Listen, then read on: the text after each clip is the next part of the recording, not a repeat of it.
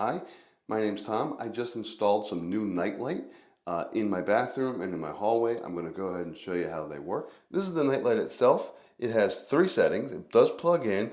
It can take up just one plug, so you can still plug something else in below, or you can flip it. It's a little bit on the high side, so you may have to flip it around. But the settings are on, auto, and off. Now off, obviously it won't do anything. When it's on, it will automatically turn on when it gets dark. There we go. Nice pleasant light. You can change the brightness of it.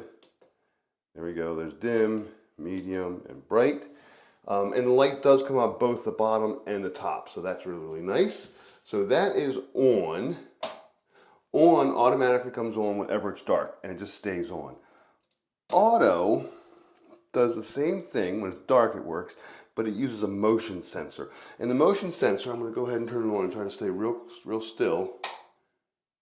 There you go. It's not going to do anything.